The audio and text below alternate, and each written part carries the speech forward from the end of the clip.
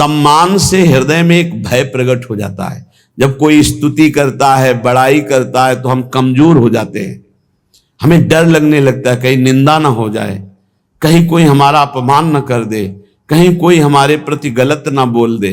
बिल्कुल नहीं।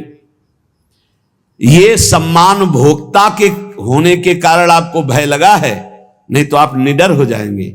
कोई गाली दे रहा है, ये उसकी रुचि है। गाली बोल रहा है, उसका स्वभाव है, उसकी रुचि है, उसकी मति है। वो निंदा कर रहा है, ये उसका स्वभाव, उसकी रुचि है। हमें अपने प्रभु में मगन रहना चाहिए। दुर्वाच्य कोट्यो करोड़ों गालियां दे है, फिर भी हमारे हृदय में उसके प्रति द्वेष भाव ना हो, द्रोह भाव ना हो। और स्तोत्र खूब आपकी स्तुति करे, लेकिन आपका प्रिय भाव नहीं होना चाहिए। स्तुति करने वाले पर प्रिय भाव और निंदा करने वाले पर अप्रिय भाव, ये संसारी पुरुष में होते हैं, भक्तों में नहीं होते। भक्तों में क्या भाव होता है? निंदा करने वाले में प्रिय भाव और स्तुति करने वालों में उदास भाव, उदासीन भाव, न प्रियता और न कठोरता, उदासीन भाव। लेकिन निंदा करने वाले में प्रिय भाव। जो निंदा करने वाला है उससे ऐसे जैसे कोई स्तुति करे तब कैसा हम व्यवहार करेंगे, वैसा निंदा करने वाले के प्रति व्यवहार। यही साधु उमा संत कही यही बड़ाई, वो मंद करत और ये करत भलाई। जब वो बुरा बोले और हम उसका मंगल प्रिय भाव रखे, तब हमारी साधुता सुरक्षित, तब हमारी भक्ति सुरक्षित। ग्रासा लाभे महासंपत्ति, सीधा हम वृंदावन वास कर रहे हैं, भजन मार्ग में हमें हो सकता। अब तो बड़ी व्यवस्थाएं हो गई हैं, नहीं पढ़े बड़ी समस्या उदर भरने की ही केवल थी। मथुरा और दूर दूर जा करके टुकड़े मांग करके रसिक महापुरुषों ने उदर पोषण किया है। बहुत ही कष्टप्रद जीवन, वैराग्य का जीवन बहुत कष्टप्रद। अब तो हर सुविधाएं भगवान दिए, फिर भी अगर भजन न हो, भगवत प्राप्ति की प्रबल इच्छा ना हो, तो फिर जीवन ही बेकार है। बहुत कष्टप्रद जीवन व्यतीत करे महापुरुष जो पीछे हो गए। बड़े बड़े मच्छर, क्योंकि खूब लताएं थी, सांप बिछे, खाने पीने की व्यवस्था नहीं, कोई रहने की व्यवस्था नहीं। आज इस वृक्ष के नीचे, कल उस वृक्ष के नीचे भारी कष्ट सहते हुए प्रियालाल के लिए हर समय तड़पते रहते, रोते रहते। तो आज तो हमें भगवान ने बहुत सुविधा दे दी, ना भूख का चिंतन करने की, ना वास की चिंतन की, ना वस्त्र के चिंतन की, ना औषधि के चिंतन, सब व्यवस्था प्रभु की। अब अगर भजन ना हुआ, भगवत चिंतन ना हुआ, तो फिर धिक्कार है जीवन को। प्रभु ने सब जो चिंतन करने के अवसर थे सब वो बंद कर दिए। आपको अपने वस्त्र का चिंतन करने की जरूरत नहीं कि कैसे तन ढकें, आपको पेट भरने का कैसे पेट भरें, आप कहाँ वास करें इसका भी, आपकी औषधि कैसे, इसका भी कोई चिंतन करने की गुंजाइश नहीं। अब तो अनन्यश्चिंतयन्तो माम, अब अनन्य चिंतन करो, क्योंकि वो योगक्षेम का वाहन स्वयं कर रहे। तो कहने ग्रासा लाभ है, यदि एक कौरा अन्न मिल जाए 24 घंटे में, तो उतने में ही प्राण पोषण हो जाएगा। और रात दिन भजन करो। श्रीपाद प्रबोधानंद जी कह रहे हैं, कैसे वृंदावन वास करो?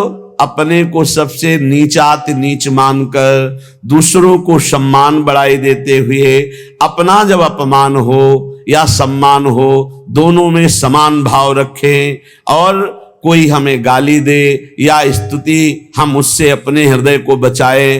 और एक कौरा भी अन्न मिल जाए तो उससे प्राण पोषण कर ले। और द्वित सुहृद तुल्य भावः, बहुत बढ़िया बात है। परिवार की ममता छोड़ दे। देखो हमारी प्रार्थना है, यदि आप मोबाइल अत्यंत आवश्यक है तो कसम खा करके लीजिए कि गंदी बातें नहीं देखेंगे, प्रपंच नहीं देखेंगे। नहीं, बहुत हम कह रहे हैं सुबह से शाम तक मोबाइल इतना है, आराम से समय कट जाएगा बिना भजन के, बिना चिंतन के। देखते रहो, इतनी रीलें, इतने सब प्रपंच भरे, और प्रायः चूक हो रही है। दिव्य समय को व्यर्थ किया जा रहा है इन बातों से। बैठे बैठे जो बस मोबाइल में लगे हैं, मोबाइल में ऐसे अंगुली ऐसे करते रहते हैं, वो गया फिर दूसरा फिर तीसरा, क्या मिलेगा आपको? आपका समय नष्ट हो रहा है। अच्छा, घर परिवार से जब वैरागी हो गए हो तो बात क्यों करते हो? क्या जरूरत है? अरे भगवान को समर्पित कर दिया, वो देखें। ये तो वैरागी न बनो, जाओ कपड़ा लत्ता पहनकर घर में मेहनत करो, माता पिता की सेवा करो, परिवार का सेवन भगवत भाव से करके, भजन करके, भक्ति के द्वारा भगवान को प्राप्त करो। दो मार्ग हैं, एक निवृत्ति और एक प्रवृत्ति। अब मार्ग तो रखे और निवृत्ति का कार्य कर रहे सब प्रवृत्ति के, तो कैसे बात बनेगी? अपने मार्ग में चलो। अगर घर से प्रवृत्ति मार्ग से निकल पड़े हो, निवृत्ति मार्ग में आ गए हो घर की स्वीकृति लेकर के, तो फिर अब चाहे मर जाए कोई, अब दोबारा उसकी स्मृति नहीं और वहां जाना नहीं। ये नियम लो, परमार्थ के नियम हैं। रात दिन अगर परिवार से बात, रिश्ते नातेदारों से बात करोगे मोबाइल रख करके, तो और किसी की हानि नहीं कर रहे, आप अपनी हानि कर रहे हैं। निवृत्ति परक जो आपका जीवन है। और बहुत सावधान, हमें लगता है कि अगर सुनने के लिए तो और यंत्र ले लो, सत्संग भर लो। एक चिप में 300 घंटे के सत्संग हैं, 300 घंटा सत्संग। हमें लगता है कि अगर एक एक सत्संग 1 घंटा का रोज सुनो तो 365 दिन साल में होते, तो 1 साल 1 चिप चलेगी। सुनने वाला रख लो। और अगर आपका बहुत ऐसा है कि आप कोई अलग रहते हैं और आपको सिलेंडर इन सब की जरूरत है, तो एक वो 2000 वाला मोबाइल रख लो। ये टच वाला क्यों रखते हो? इसी में सारे जहर हैं। छोटे वाले में तो हमें लगता कुछ दिखाई नहीं देता, उसमें चित्र तो आते नहीं। ऐसा करना चाहिए साधक को। ये जिनकी बहुत बड़ी बड़ी सेवाएं हैं वो बात अलग है, नहीं। हमारी प्रार्थना है बाहरी भी साधकों से, अपने यहाँ तो जिनको सेवा है उन्हीं के पास मोबाइल है, अन्यथा नहीं है। बाहरी साधकों, ये मोबाइल बहुत जहर है। भगवत प्राप्ति के बाधा के लिए कलयुग ने बड़ी भारी रचना रच दी है। और अगर नियम संयम से प्रयोग करो तो बड़ा सहयोगी है। सत्संग सुन लो आप इससे, मोबाइल से। कोई विपत्ति वाली बात है तो आप सूचना दे सकते हो। बहुत तरह से बचाव पक्ष इसमें है, लेकिन फसाव पक्ष बहुत ज्यादा है। फसाव पक्ष से जिनकी बचने की सामर्थ्य वही मोबाइल रखे। साधक तो बिल्कुल जहर समझे, मार देगा भैया, बिल्कुल मार देगा, बिल्कुल मार देगा। हर समय हम देखते हैं, चाहे छोटा बच्चा हो चाहे बड़ा हो, एकांत बैठे चल भी रहे हैं तो कान में बटन से लगे रहते हैं और बात करते घूम रहे जैसे ना बात करते, और समय बर्बाद कर रहा है, और खोदे चला जा रहा है संसार की बातें। और क्या, राधे राधे मेन बात कर लो, बस काट के रख दो, भजन आओ कान में लगाए बस, और समय बर्बाद मत करो। यहां कह रहे हैं कि द्वित सुहृद तुल्य भावः, अगर तुमसे कोई शत्रुता का भाव करता है तो तुम भगवत भाव करो, और अगर कोई प्रीता का भाव करता है तो भगवत भाव करके राग रहित रहने के लिए उससे ज्यादा प्रियता मत करो। ये भगवत मार्ग है। घर परिवार वालों से तो प्रभु यदि निवृत्ति मार्ग में हो तो भूल जाओ कि तुम कहां पैदा हुए थे। इसलिए उपासक बहुत सावधान, हमारी बात मान लेना। यदि निवृत्ति मार्ग में चले हो तो परिवार से संबंध छोड़ दो, पैसे का बल छोड़ दो, किसी से दोस्ती मत करो, शत्रुता तो किसी से भूल के मत करो, तो एकमात्र भगवान का भरोसा, सब व्यवस्था हो जाएगी। सब व्यवस्था, मान लीजिए सब व्यवस्था हो जाएगी। विश्वास कीजिए, हमारी बात पर विश्वास कर लीजिए। किसी का सहयोग, और विरक्त होकर घर से लेके खाना है तो जहर खाना है। जहर का मतलब समझते हो? जैसे जहर खाते हो हमें मार देता है, ऐसे ही हमारे वैराग्य को मार देगा। पूज्य श्री रघुनाथ दास गोस्वामी जी को उनके पिता बहुत बड़े आदमी थे, मजूमदार, खूब धन वैभव। जब देखा कि बेटा जगन्नाथपुरी में वैराग्य, तो यहां से हलवाई, सामग्री, रुपया, पैसा सब भेजा। 2-4 दिन श्री पूज्य रघुनाथ दास गोस्वामी जी ने महाप्रभु चैतन्य देव को भोग पाया। फिर विचार किया, जब मैं वैराग्य के मार्ग में हूं तो पिता के द्वारा दी हुई वस्तु और संपत्ति का भोग नहीं। जाकर जगन्नाथ जी के द्वार पर सिंहपौर पर खड़े हो जाते, जो भिक्षुकों को प्रसाद बंटता वो प्रसाद लेकर बस एकांत भजन करते। कुछ दिन बाद वो भी छोड़ दिया था, एक क्षेत्र से ले आते। कुछ दिन बाद वो भी छोड़ दिया। जो प्रसाद गायों को डाल दिया जाता, गायें छक जाती, ना पाती, वो रात्रि में बीन के लाते और धोकर उससे उदर पोषण करके खूब भजन में रहते। हमें महापुरुषों के चरित्रों से पता चलता है कि विरक्त को अपने परिवार के दिए हुए धन के द्वारा अपना भरण पोषण नहीं करना चाहिए। बैरागी को भगवत आश्रित रहना चाहिए। अब दूसरा पक्ष, ये श्रीधाम वृंदावन है। अब समय वो रह नहीं गया कि आपको, अगर हम सब भिक्षा मांगने निकले तो 400-500 जिस गांव में जाएंगे दरवाजे बंद हो जाएंगे कि भैया रोज कौन 500 रोटी दे। अच्छा, कितनी व्यवस्था कोई करे, तो भगवान ने व्यवस्था कर दी है।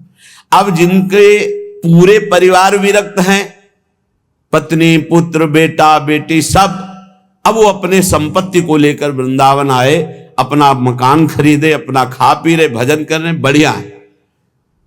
वो भी एक पद्धति, क्योंकि वो धामवासी है, पूरा का पूरा गृहस्थी से पूरा का पूरा परिवार भजन मार्ग में, तो उनके लिए फिर ये विधान है कि वो अपने द्वारा जो कमाई हुई संपत्ति है उसी से अपने परिवार का पोषण करते हुए और भजन में तन्मय है। लेकिन जो नौजवान हैं, गृहस्थी में प्रवेश नहीं हुए और घर छोड़कर श्रीधाम वृंदावन या भगवत मार्ग स्वीकार भूलकर भी परिवार का पैसा तो स्वीकार करे। समझ रहे हो, हमने दो भाव यहां प्रकट किए। जो एक गृहस्थी पूरा का पूरा परिवार विरक्त होकर रह रहा है, वो अपनी कमाई के द्वारा मकान खरीदा, वास की व्यवस्था, भोजन की व्यवस्था, पूरा परिवार भजन में लगा है, प्रणाम है, अच्छा है, चलो। धाम के कारण। और जो गृहस्थी में नहीं गए और विरक्त होकर, उनको परिवार का दाना नहीं खाना चाहिए। मांगो, भगवद आश्रित रहो आकाश वृत्ति से, या जैसे तुम्हारा जीवन केवल भगवद आश्रित रहो। अपने सुहृद जनों के द्वारा दी हुई सुविधाएं स्वीकार करने से भगवद आश्रय में बाधा पड़ जाती है। काम आदि भोगों पर शासन वृत्ति राखिए। वनवास कर रहे हो, सावधान हो जाओ। श्रीपाद करे कांतत्व मात्र संच्छादित विकृततम स्त्री मया में दिपिंडम।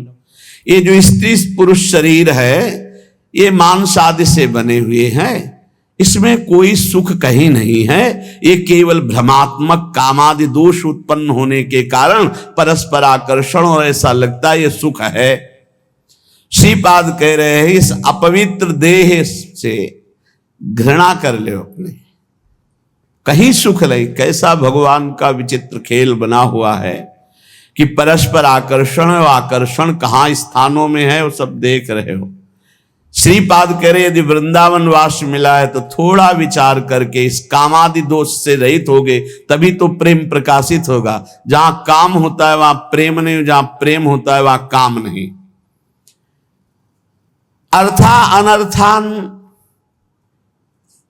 रुपया पैसा के लिए व्याकुल हो जाना, व्यवस्था में चित्तवृत्ति जोड़ देना, प्रिया प्रीतम से चिंतन हटा देना है बहुत बड़ा अनर्थान। ये नाश का कारण बनता है। सहज स्वभाव में हमारी चिंतन वृत्ति भगवदाकार रहे प्रिया प्रीतम में, और जैसे वो रखे, महलों में राखो चाहे झोपड़ी में बांध। हमको प्रयास नहीं करना, व्यापार नहीं करना विरक्त होकर के। गृहस्थ होकर के यदि वृंदावन वास कर रहे तो व्यापार के लिए नहीं, भजन के लिए। वृंदावन वास भजन के लिए है। तो अब आप मान लो ऐसे धनी नहीं हो तो आप कुछ थोड़ा जो रिक्शा चला ले, या जो भी ऐसे कार्य करके अपने परिवार का भरण पोषण करते हो, खूब भजन करते हैं, हम प्रणाम करते हैं। लेकिन यदि आपके पास खाने पीने की व्यवस्था है, आप विरक्त हैं, फिर आप व्यापार करते हैं, तो अनर्थात परिणाम में वो अनर्थ ही पैदा करेगा, देख लेना। जो संत शास्त्र गुरुजन कहते हैं वो परिणाम को बोलते हैं, परिणाम को। परिणाम ही हमारे जीवन का परम लक्ष्य है। तो परिणाम क्या होना चाहिए? प्रिया प्रीतम की प्रीति, प्रिया प्रीतम के लिए तड़पना, प्रिया प्रीतम की प्राप्ति के लिए रोना। लेकिन हमारी वृत्ति यदि अर्थ में, तो अर्थ में सबसे बड़ा दोष ये है कि वो संख्या पे वृत्ति चली जाती है। अब 10 लाख हो गए, अब 10.5 लाख हो गए, अब 11 लाख हो, ऐसे चिंतन करते करते वो मर जाता है और संख्या बढ़ाता रहता है मरते समय तक। ये संख्या बढ़ाने की बहुत बड़ी दोष वृत्ति, अनर्थ वृत्ति इस अर्थ में है। वो चित्त को लुभायमान कर लेता है, और इतना लुभायमान कर लेता है कि गोस्वामी जी ने ऐसा ही मांगा, लोभी जिम प्रिय दाम। तिमि रघुनाथ निरंतर प्रिय लागो मोहि राम। दो बातों में, जैसे कामी ही नारी प्यारी जिम, तैसे लोभी जिम प्रिय दाम। यहां कह रहे कांत तुंग मात्र संचादित विकृत तम स्त्री बया में दिप। तुम्हारे शरीर या अन्य शरीर की तरफ जो आकर्षण है कुछ नहीं है, चमड़ी चिकनी और गंदगी भरी हुई है। काहे को व्यर्थ में अपने जीवन को वृंदावन में अपवित्र करते हो, नष्ट कर रहे हो। दूसरा धन, धन के लिए प्रयास, गृहस्थी में हो तो उचित प्रयास कर लो। अगर विरक्त हो तो जितना है उससे काम चला लो। मरना है, प्रिया प्रीतम के पास जाना है, और भगवान सबका भरण पोषण करते हैं। विश्वास करो, वृंदावन जब आए थे तो ना एक व्यक्ति का परिचय था, ना एक वस्तु पास थी, परम विरक्त संन्यास वेश। जब श्री जी ने स्वीकार किया और व्यवस्था की जरूरत हुई, देखो आप सब बैठे हो, कभी किसी से गुरु कृपा से मांगने वाली बात ही नहीं, अपने आप वो सब व्यवस्था करती। तो भगवत व्यवस्था में अपना कोई अहम नहीं रहता। जैसे कभी एको बार इस स्मृति में नहीं आया होगा कि मेरी राधा के लिए कुनी, कभी नहीं। नहीं, श्री जी का विधान चल रहा है, मेरा तो कहीं कुछ नहीं है। अब जब शरीर छूटेगा तो ये थोड़ी ध्यान आएगा कि इसकी कौन देख रेख करे, क्योंकि हमने देख रेख किया ही नहीं, हमने बनाया ही नहीं, हमारा है ही नहीं। राधा राधा राधा, हमारी तो श्री जी हैं और श्री जी का चिंतन हो रहा है। अब श्री जी जो व्यवस्था के, उनकी व्यवस्था है, उन्हीं की व्यवस्था, उन्हीं को समर्पित। ये धन की जो बढ़ोतरी करने की भावना विरक्त होकर होती है, ये अनर्थ पैदा कर देगी आखिरी में। अरे अब तो गुजारा करो, केवल जिस पर तुम्हारा ममत्व होगा वही आखिरी चिंतन होगा, ममत्व का विषय श्री जी हो। देखो, जब कोई आवश्यकता होती है उसकी व्यवस्था श्री जी से होती है ना, बड़ा हृदय में शीतलता रहती है। देखो कितना स्वामी जी देख रहे कि अगर आवश्यकता है, हमने देख रहे, एक एक बात को देख रहे। बिछाने वाले की आवश्यकता है कालीन की, तो 2 ही 4 दिन में कोई आ जाएगा, वो अपने आप कालीन आकर के कटवा करके रख जाएगा, बिना कहे बिना मांगे। और उससे पूछो, बोले 2-3 दिन से चिंतन चल रहा था कि क्या सेवा, क्या से फिर हमारे मन में आया कि ये सेवा तो स्वीकार ही कर लेंगे और हम ये ले। तब ये लोग कहते हैं इतनी बड़ी कालीन आई। हम कहा हाँ, बिछाने के लिए सत्संगियों के श्री जी अपने आप जो विश्वास, तब आपको पता चलेगा श्री जी की जिम्मेवारी है योगक्षेमम वहाम्यहम, तो वो देखो कर रहे। तुम्हारी जिम्मेवारी है अनन्य चिंतन बाम, तुम अनन्य चिंतन श्री जी का करो, वो तुम्हारी सब व्यवस्था को देख रहे, निवृत्ति परक। और जो गृहस्थी में है तो उचित कर्मों का धर्मानुष्ठान करते हुए अपने जीवन यात्रा को पूरी करें। जो अर्थ है वो अनर्थ का स्वरूप है, अनर्थ का स्वरूप। यदि वो भगवद आश्रित होकर जिए, अर्थ के आश्रित नहीं, अर्थ आश्रित हो गए तो अनर्थ पैदा कर देगा। अब ये बातें केवल जीवन में उतार ले तो भगवत प्राप्ति बिल्कुल नजदीक है। सुत सुहृदान धवान विद्धि बंधान, ये स्त्री पुत्र आदि का राग अंधा कर देता है, अज्ञान अंधकार में बांध देता है। बहुत विचित्र है, भगवान कृपा करे। इसीलिए कहा है गृह कारज नाना जंजाला, तेति दुर्गम शैल विशाला, ये शरावत अति कठिनाई, राम कृपा बिनु आए न जाई। बिना भगवान की कृपा के न संत समागम मिलता है, न भजन मिलता है। ऐसे लोग फंसे हुए हैं, बस वही लड़का बच्चा परिवार, उनको यही लगता है बस यही जीवन है, यही सब कुछ है। पहली बार मानो सृष्टि में जन्मे, उनको ऐसा लग रहा है। हाँ, जरा सा शरीर में कुछ हो जाए हाहाकार मच गया। लड़का के कुछ हो जाए तो लड़का भी परेशान, पिता भी परेशान, पूरा परिवार परेशान। अरे थोड़ा धैर्य पूर्वक सोचो, तुम जन्मे किस देश में हो? इसका नाम है मृत्यु देश, मृत्यु लोग। कोई न कोई कारण बनेगा, कोई न कोई मरेगा, कोई न कोई जाएगा, कोई न कोई आएगा। ये आना जाना इस देश में लगा हुआ है।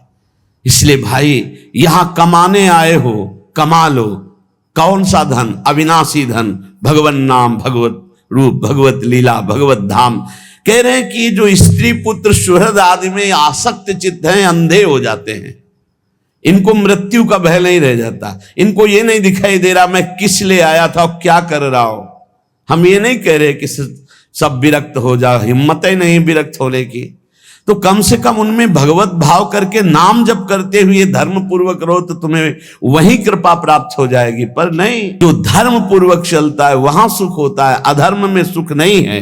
इसलिए कह रहे सुत सुहृद बांधवान विद्य बंधान, ये बड़ा बंधन है अज्ञान अंधकार का। इसी बंधन से मुक्त होने के लिए तुम्हें मनुष्य शरीर मिला है। कुछ लोग कहते हैं, बड़े प्रश्न करता है, हमें लगता है कि भगवान आकर के सबको समझावें तो भी प्रश्न खत्म नहीं होंगे। प्रश्न करते हैं कि आप कहते हो अन्य योनियों से कोई कर्म होते नहीं, मनुष्य योनि बड़ी दुर्लभ है, तो फिर ये भोगना कौन से कर्म का पड़ता है? आप कहते हो पीछे के कर्मों का भोग भोग रहे हो। बड़ी बुद्धि लगाते हैं निगेटिव में, पॉजिटिव में नहीं लगाते। भैया कोई पहली बार मनुष्य बने हो? लाखों करोड़ों असंख्यों बार मनुष्य बन चुके हो। भगवान ने आपको हर बार चांस दिया है, लेकिन आप हर बार वही चूक करते हो जो इस बार भी कर रहे हो। इस बार तो होश में हो जाओ। एक एक कर्म का बहुत बड़ा बड़ा दंड मिलता है। यही देख लीजिए, 10 मिनट कुकर्म हुआ और उसका फल आजीवन कारावास, 1 लाख रुपया जुर्माना। अब विचार करो, एक कर्म, ऐसे तुमसे लाखों अरबों पाप अपराध हुए, तो अन्य योनियों में भटकते भटकते देखकर फिर हरि कृपा करते, फिर मनुष्य जन्म देते, पर फिर वही चूक कर देता है, फंस जाता है अपने परिवार के राग में, वो पापाचरण करने लगता है। श्रीपाद कह रहे हैं, कष्टम मिष्टान्न पानादिषु भज वसना द्विज्वलत्वे त्रपेथाः। यदि तुम्हें अच्छे अच्छे पदार्थ वृंदावन में खाने को मिले तो कष्ट मान करके उनको छोड़ दो, क्योंकि ये भजन नहीं होने देंगे, अच्छे पदार्थ नहीं होने देंगे, डंडा चलवाएंगे, एक दूसरे की खोपड़ी फुरवाएंगे। जब तुम्हारा अर्थ पे बुद्धि रहेगी, स्वादिष्ट अन्न पे बुद्धि रहेगी, हम आपको सच्ची कहते हैं, जो अर्थ पे बुद्धि रखते हैं विरक्त होकर, वो घर पैसे भेजते हैं। क्योंकि पैसा जब एकत्रित होगा, सुख सामग्री एकत्रित होगी, तो वो घर ले जाने, क्योंकि वही राग है, प्रभु से तो अनुराग है नहीं। और कुछ ऐसे हैं जिनका प्रभु से अनुराग है। तो हमने देखा बिहारी जी के दरवाजे पे बैठ के वो पद गाया करते थे। बड़े सुंदर सुंदर महापुरुषों के, रहीम जी के, रसखान के, बड़े बड़े महापुरुषों, उनको जो पैसा मिलता उससे जीवन यापन करते, जो बचता तो राम जीवाई सत्संग भवन में एक दिन बहुत सुंदर प्रसाद सबको पवाया जा रहा था भक्तों को। तो पूछा कि वो महात्मा जो है सबसे हाथ जोड़ जोड़, तो ये महात्मा, बोले यही तो करवा रहे हैं। ये तो भिक्षावृत्ति से जीते। बोले जो बच जाता है उससे। ऐसे कुछ ऐसे विरक्त भिक्षुक स्वभाव वाले महापुरुष कि अपना शरीर पोषण किया और से संतों की सेवा में, नहीं तो घर की प्रियता आती है। विरक्त होकर घर पैसे भेजने का मतलब है कुल परिवार का पतन, कुल परिवार का पतन। साधु भाव में आकर के, भगवत भाव में आकर के जो हमको धन मिलता है वो संत सेवा के लिए, भगवत सेवा के लिए। यदि चाचा भतीजा और इनको सब ना, तो नरक ही जाना पड़ेगा, पक्की बात समझ लो, दुर्गति पक्की है। इसके लिए हमें एक प्रमाण मिला, भक्तमाली जी महाराज वो पधार चुके, वो बता रहे थे कि स्वप्न में एक बड़े महापुरुष वो अपने भाई को कुछ लाख रुपए दिए थे।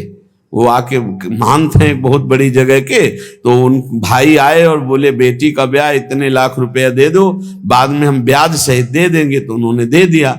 अब उनको लगा मेरे भाई है, क्या देना है। वो 2-4 बार कहे, वो दिया तो नहीं, तब तक उनका शरीर पूरा, तो वो प्रेत योनि को प्राप्त हुए।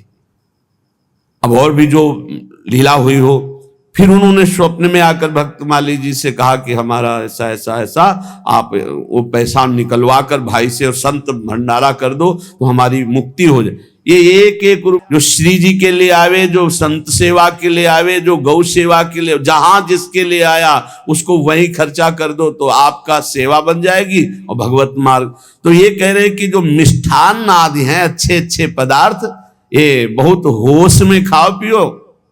ये कर्जा है, अगर भजन नहीं होगा तो।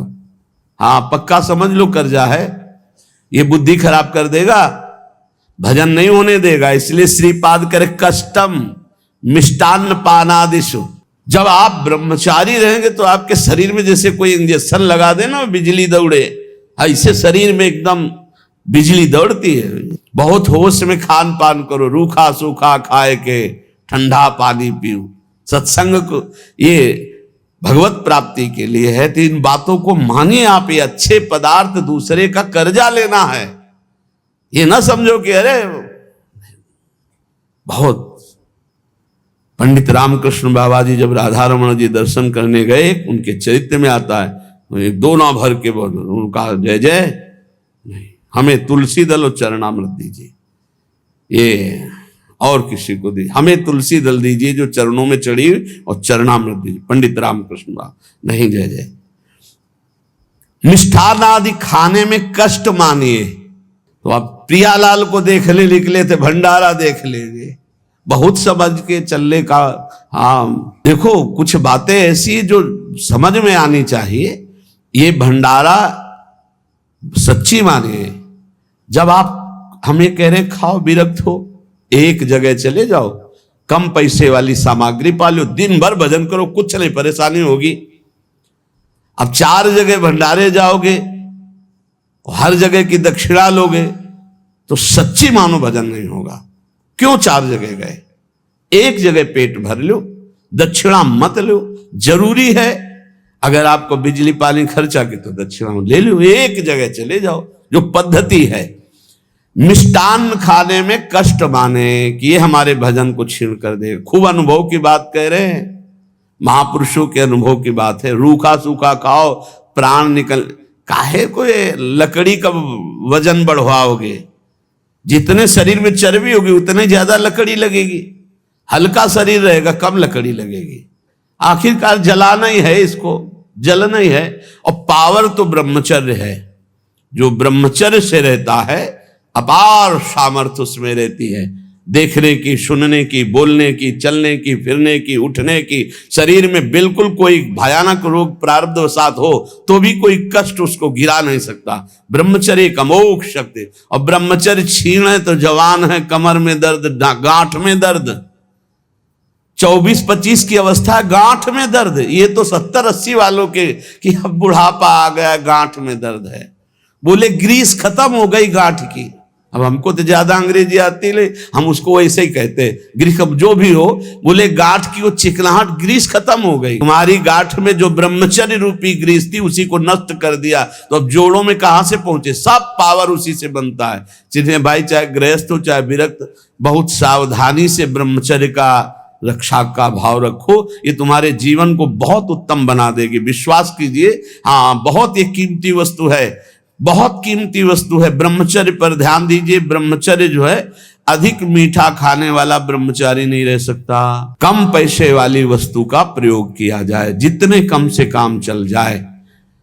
अपने जहां तक भाव है, अपने प्रयोग में आने वाली कम, पूरे जीवन में मार्किन ही नीचे की, ऊपर जो वस्त्र गुरुदेव प्रदत्त किए वही अभी, नहीं तो भगवा वस्त्र गेरू से रंग के पूरे जीवन। अब तो शरीर अस्वस्थ है, इसलिए। और ऐसी भीड़ है कि अगर हम अभी पैदल दोबारा वापस जाएं तो दोबारा उतनी रस्सी, उतने आदमी और उससे ज्यादा आदमी खड़े हो जाएंगे। जब गाड़ी से लौटते तो इतने भीड़ लगी रहती है। नहीं, आप क्या समझते, दुर्भाग्य है गाड़ी घोड़ा, हमारा कोई अभिमान का विषय थोड़ी है। अभिमान का विषय नंगे पैर, फटे पुराने कपड़े, भिक्षान्न से शरीर पोषा। अब आपके हवाले महलों में रखो, चाहे झोपड़ी में, जैसे चाहो। नहीं, हमें केवल प्रवचन नहीं कर रहे, जीवन है। अत्यंत उज्ज्वल वस्त्र, कीमती वस्त्र, विरक्त भेष बिल्कुल नहीं। बोले शरीर कांप उठना चाहिए।